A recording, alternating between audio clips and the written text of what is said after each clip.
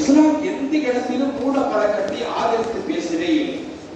நீங்கள் மூட பழக்கத்தை செய்து கொள்ளுங்கள், கண்மூடித்தனமான பழக்கங்களை நீங்கள் பின்பற்றுங்கள் என்று எங்கும் அனுமதி அளிக்கவே இல்லை. வன்மையாக கண்டித்திருக்கிறது. பெருமானார் ஸல்லல்லாஹு அலைஹி வஸல்லம் அவர்கள் வாழ்ந்த காலம் இருக்கிறது. அந்த காலத்தை வரலாற்றிலே ஐயாவுல் ஜாஹிலியா என்று பதிவு செய்வார்கள். மடையர்கள் வாழ்ந்த காலம் என்று அதற்கு பெயர். மடையர்கள் என்னங்க? எதுவுமே தெரியாது, எந்த நல்லதும் தெரியாது, எந்த கெட்டதும் தெரியாது, கோபுட்டி தலைய மாதிரி எதை வேணாலும் செஞ்சுட்டு போவான்.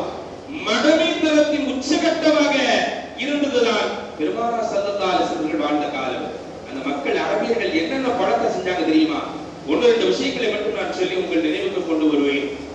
மடையமைத்தனத்தினுடைய உச்சகட்டமாக அந்த வாழ்ந்த மக்கள் செய்த முதல் விஷயம், தங்களுக்கு பெண் குழந்தை பிறந்து விட்டால் உயிரோடு புதைத்து விடுவார்கள். பெருமானார் ஸல்லல்லாஹு அலைஹி வஸல்லம் வாழ்ந்த காலத்தில் வாழ்ந்த மக்கள் தங்களுக்கு பெண் குழந்தை பிறந்துச்சுன்னா அந்த பிள்ளை எப்படி வளர்க்கிறது, இதை எப்படி கட்டி கொடுக்கிறது, நிறைய காசு பணம் தேவைப்படுமே, பொருளாதாரத்தை நம்மளால செலவழிக்க முடியாதுன்னு சொல்லி வறுமைக்கு பயந்து தனக்கு பிறந்த குழந்தை பெண் குழந்தை என்று தெரிந்தால் உயிரோடு புதைக்கிற பழக்கம் அந்த மக்களிடத்தில் இருந்தது. நபிகள் நாயகம் ஸல்லல்லாஹு அலைஹி வஸல்லம் இந்த பழக்கத்தை அறவே வேரோடு அறுத்தெறிந்தார்கள் என்பது வரலாறு. அதே மாதிரி அந்த அரபியர்கள் ஒரு பிரயாணத்துக்கு வெளியே போறோம், நம்ம திருச்சிக்கு போறது மதுரைக்கு போற மாதிரி ஏதாவது வெளியூருக்கு போறதா இருந்தா அந்த அரபிய மக்கத்து மக்கள் என்ன செய்வாங்கன்னா ஒரு பறவையை பிடிப்பாங்க. பிடித்து அந்த பறவையை வானத்தை நோக்கி பறக்க விடுவார்கள். அது வலது முக்கியமாக பறந்தால் இவர்கள் போகிற காரியம் சக்சஸ் நம்புவோம். இடதுபுறமா பறந்துச்சுன்னா ரைட் டே வேணா, ப்ரோகிராம் கேன்சல், போயிருமா. இது அந்த மடமை காலத்திலே அவர்கள் கடைபிடித்த பழக்கம். பெருமானாரின் ஆட்சி வைத்தார்கள். நீங்கள் பிரயாணம் செல்வதற்கு முன்னால் 2 ரக்காத் நபி ஹாஜத் நபியை தொழுதுவிட்டு அல்லாஹ்விடத்திலே பொறுப்பை சாட்டி விட்டு செல்லுங்கள் என்று வாக்கினார்கள். இதை தாண்டி தீய ஷைத்தான் ஜின்ட இருந்து தன்னை பாதுகாத்துக் கொள்வதற்காக அந்த மக்கள் செய்த காரியம் என்னன்னா, இறந்து போன விலங்கு இருக்கையா, ஒரு நாய் பூனை, இறந்து போன விலங்கினுடைய எலும்புகளை தானியத்தை போல செய்து தன் கழுத்திலே அல்லது தன்னுடைய இடுப்பிலே அணிந்து கொள்வார்கள்.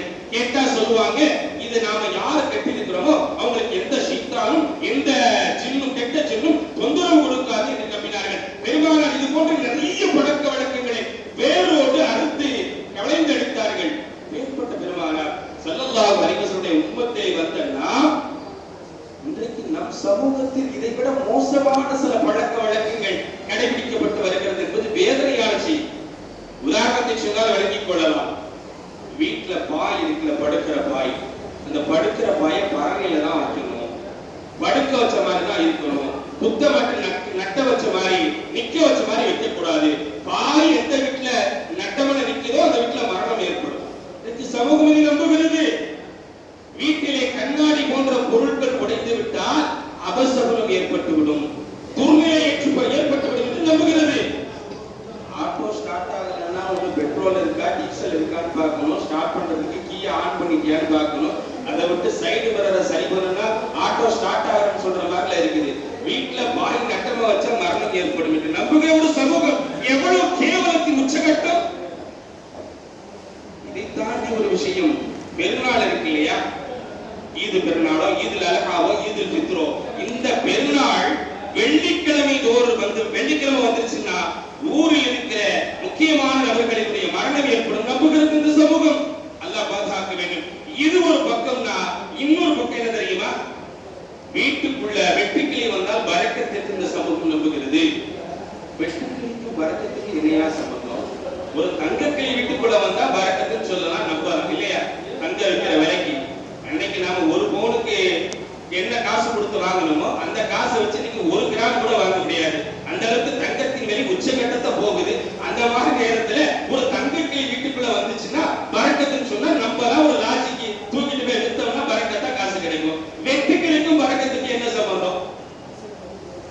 வலதுகை அரித்தால் உள்ளங்கை அரித்தால் பரக்கத் வரும் நம்புகிறது சமூகம்.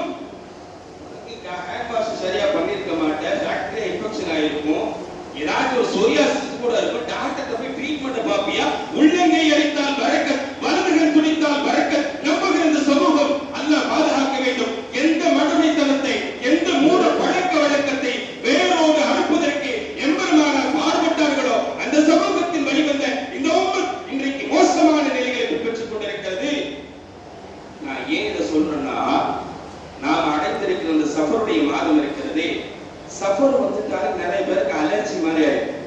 சஃபருடைய மாதத்தை பீடை மாதமாக கருதுகிறார்கள். அல்லாஹ் பாதுகாக்க வேண்டும். இறைவனால் உருவாக்கப்பட்ட எந்த மாதமும், இறைவனால் உருவாக்கப்பட்ட எந்த நாட்களும், இறைவனால் உருவாக்கப்பட்ட எந்த நேரங்களும், நல்ல நேரம் கெட்ட நேரம், நல்ல நாள் கெட்ட நாள், நல்ல மாதம் கெட்ட மாதம் கிடையவே கிடையாது. இந்த சமூகம் சஃபருடைய மாதத்தை பீடை மாதமாக கருதுகிறார்கள். ஏன் பீட மாசமாக கருதுறாங்கன்னா, நபிகள் நாயகம் ஸல்லல்லாஹு அலைஹி வஸல்லம் அவர்களுக்கு சஃபருடைய கடைசியில ஒரு நோய் வருது. காய்ச்சல் போன்ற ஒரு நோய் ஏற்படுகிறது. இதுக்கு அடுத்து வர்ற ரபியுல் அவ்வல் மாசத்துல பெருமானார் வஃபாத்தார்.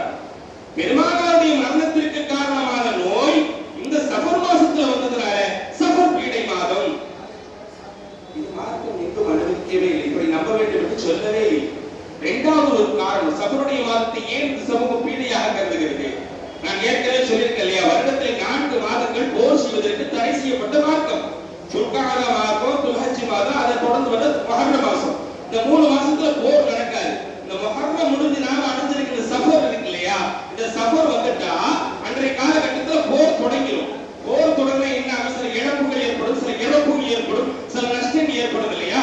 அதனால இந்த 2 விஷயத்தையும் மையமாக வைத்து இன்றைக்கு சமூகம் சஃபருடைய மாதத்தை பீடை மாதமாக, அது துர்சகுன மாதமாக கருதுகிறார்கள். அப்படி கருதுவது மார்க்கத்தில் அனுமதிக்கப்படாத ஒரு விஷயம்.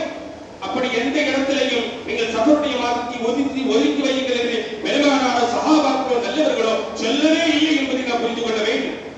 சஃபருடைய மாசத்துல நல்ல காரியம் வைக்க மாட்டாங்க, திருமணம் வைக்க கூடாது. ஏன்னா சஃபருடைய மாசம் பீடை மாதம்.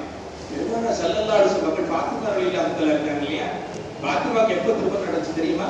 சஃபருடைய மாசத்துல தான் பெருமானார் திருமணம் முடிச்சு கொடுத்தாங்க.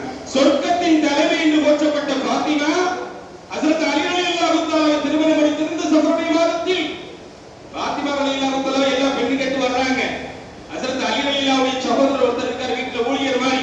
அவர் போய் சொன்னாரு, ஹஜ்ரத் அலி அவர்களே, நீங்க பாத்திமாவை போய் பொண்ணு கேட்கலாமே. அலி ரலியல்லாஹு சொன்னாங்க, நான் எப்படி பாத்திமாவை பொண்ணு கேட்க முடியும்? பாத்திமா ரலியல்லாஹு தஆலா எவ்வளவு மகத்துவமானவர்கள், பெருமானாருடைய வாரிசு இல்லையா, நபியினுடைய மகளை திருமணம் முடிப்பதற்கு என்ன தகுதி எனக்கு இருக்கிறது அப்படின்னு அவங்க பயப்படுறாங்க. ஆனா அந்த சகோதரர் சொன்னாரு, இல்ல நீங்க போய் ரசூலுல்லாஹ்ட்ட கேட்டு பாருங்க, யார் யாரோ பொண்ணு கேட்கிறாங்க, கேட்கறதுல என்ன தப்பு? பெருமானார் சமூகத்திற்கு வந்தார்கள். தயங்கி நிக்கிறாங்க, கேட்கறதுக்கு வாய் எடுக்கிறாங்க, வார்த்தை வரல, அமைதியாயிடுறாங்க. வாய் எடுக்கிறாங்க, வார்த்தை வரல, அமைதியாயிடுறாங்க. ரசூலுல்லாஹி ஸல்லல்லாஹு அலைஹி வஸல்லம் இந்த நிலையை புரிந்து கொண்டு ஹஜ்ரத் அலி ரலியல்லாஹு கேட்டாங்க, என்ன அலியே, பாத்திமா பொண்ணு கேட்டு வந்திருக்கீங்களான்னு கேட்டாங்க. ஆம் யா ரசூலுல்லாஹ், பயந்து சொன்னாங்க. ஹஜ்ரத் பெருமானார் ஸல்லல்லாஹு அலைஹி கேட்டாங்க, நீங்க திருமணம் முடிக்கிறதுக்கு என்ன வச்சிருக்கீங்க? அலி ரலியல்லாஹு சொன்னாங்க, யா ரசூலுல்லாஹ், எனக்கு எந்த காசு பணமும் இல்லை, வசதியும் இல்லை, ஒரே ஒரு உருக்கு சட்டை இருக்கிறது, அது நீங்க எனக்கு அன்பளிப்பா கொடுத்த உருக்கு சட்டை. பெருமானார் சொன்னாங்க, இந்த உருக்கு சட்டையை போய் சந்தையில வித்துட்டு வாங்களே. அதை யாரு வாங்க போறா, எவ்வளவு காசு வர போகுது, சொல்றதை செஞ்சு பாவா, போய் செஞ்சுட்டு வாங்க. நேரா போனாங்க, சந்தையில வித்தாங்க. 400 திருகம் வந்தது. பெருமானார்ட்ட கொண்டு வந்தாங்க. பெருமானார் அந்த திருகத்தை வாங்கினார்கள். தன் மகள் பாத்திமாவை அழைத்தார்கள். பாத்திமாவை, உன் கணவனாக அலி ரலியல்லாஹு தஆலா ஏற்றுக் கொள்கிறாயா? சம்மதம் கேட்டாங்க. மகர கொடுத்தது இந்த சஃபருடைய மாதத்தில். பெருமானார் தன்னுடைய மகள் பாத்திமாவிற்கே சஃபருடைய மாசத்துல திருமணம் வச்சாங்கன்னா நாம நம்ம வீட்டு பிள்ளைகளுக்கு திருமணம் வைப்பதற்கு எது தடை? இரண்டாவது, ஹைபர் என்கிற போர்க்களம் ஹிஜ்ரி 7ஆம் ஆண்டு சஃபருடைய மாசத்துல நடந்துச்சு. அந்த போர் நடக்கிறதுக்கு முன்னாடி சஹாபாக்களின் நிலை என்ன தெரியுமா? நேரம் இல்லை, சுருக்கமாக சொல்லி நிறைவுக்கு வருவேன். சஹாபாக்கள் ஏழையாக இருந்தார்கள், அடுத்த வேளை உணவுக்கு வழி இல்லாதவர்களாக இருந்தார்கள். ஆனால் ஹைபர் போர் நடந்துச்சு.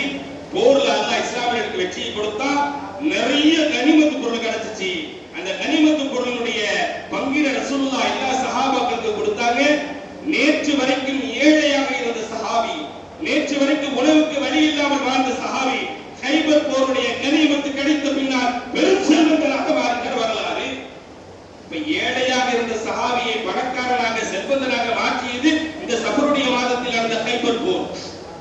அவங்களுக்கு பரக்கத்து கொடுக்கிறப்ப, நான் சஃபருடைய மாசத்துல கடை திறக்க மாட்டேன், நான் சஃபருடைய மாசத்துல வியாபார ஸ்தலத்தை ஓபன் பண்ண மாட்டேன், சஃபருடைய மாசத்துல நல்ல காரியம் பண்ண மாட்டேன்னு சொல்வதற்கு யார் அனுமதி கொடுத்தார்? அருமையானவர்களை யோசிக்க வேண்டும். இஸ்லாமிய மார்க்கம் என்பது அறிவு சார்ந்த மார்க்கம். எங்கேயும் எந்த இடத்திலும் மடமைத்தனத்துக்கு இஸ்லாம் அனுமதி அளிக்கவே இல்லை. பெருமானார் சொல்வார்கள், நஹா ஷுருபி காயிமா, பெருமானார் நின்ற நிலையில் தண்ணீர் கொடுக்கிறத தடுத்திருக்கிறார். நஹாரி ஷுருபி காயிமா, நீங்கள் நின்ற நிலையில் தண்ணீர் குடிக்க வேண்டாம். பெருமானார் சொன்ன வார்த்தையை இன்றைக்கு ஆய்வு செய்கிறார்கள். ஏன் முகமது நபி நின்ற நிலையில் தண்ணீர் குடிக்க வேண்டாம் பார்த்துட்டு ஆய்வு செய்ததனுடைய விளைவு ரிசல்ட்ட சொல்றாங்க. யார் நின்று கொண்டு தண்ணீர் குடிக்கிறாரோ அந்த தண்ணீர் நேரா சிறுகுடலையும் பெருங்குடலையும் டம்முன்னு விழும். அப்படி விழுகிற பொழுது அந்த குடல்களுக்கு பாதிப்பு ஏற்படுகிறது. பெருமானார் முகமது நபி சொன்னதை போல யார் அமர்ந்து கொண்டு குடிக்கிறாரோ அவர் அமர்ந்து கொண்டு குடிக்கிற பொழுது அந்த தண்ணீர் மிருதுவான முறையிலே அந்த குடலில் இறங்கும், பாதிப்பு ஏற்படாது. இன்றைக்கு நிறுவனமாக்கப்பட்டிருக்கிறது. 1400 வருடங்களுக்கு முன்பாக பெருமானார் ஸல்லல்லாஹு அலைஹி வஸல்லம் அவர்கள் நீங்கள் பாத்ரூம் போனா ரெஸ்ட் ரூம் போனா தலையை மறைச்சிட்டு போங்கன்னு சொன்னாங்க. ஏன் முகமது அப்படி சொன்னார்? ஆய்வு செய்தார்கள். ரிசல்ட் என்ன தெரியுமா? யார் ரெஸ்ட் ரூம் போறப்ப தன்னுடைய தலையை மறைக்காம போறாங்களோ உள்ள இருக்கிற இன்ஃபெக்ஷன் நேர மண்டையில தான் பாதிக்கும். உள்ள இருக்கிற கெட்ட பாக்டீரியாக்கள் அதனுடைய பாதிப்பு நேர தலையில தான், மூளையில் தான் ஏற்படுகிறது. எனவே நீங்கள் ரெஸ்ட் ரூம் போறப்ப உங்கள் தலையை எதையாவது வைத்து மறைத்துக் கொள்ளுங்கள் என்று அறிவியல் பூர்வமான ஆய்வு விளக்கத்தை சொல்கிறது. இது கூட நிறைய செய்திகளை சொல்லலாம். இஸ்லாம் மடமைத்தனமான மார்க்கத்தை ஆதரிக்கவில்லை, மடமைத்தனமான காரியத்தை ஆதரிக்கவில்லை. முழுக்க முழுக்க அறிவு சார்ந்த மார்க்கம் இஸ்லாம். அப்பேற்பட்ட உன்னதமான அறிவு சார்ந்த மார்க்கத்தில் இருந்து கொண்டு மடமைத்தனமான காரியத்தில் ஈடுபடுவது என்பது மிகப்பெரிய குற்றம். நாளை அல்லாஹ்விடத்தில் பிடிக்கப்படுவோம் என்பதை புரிந்து கொள்ள வேண்டும். அல்லாஹ் ஜல்ல ஷானஹு வ தஆலா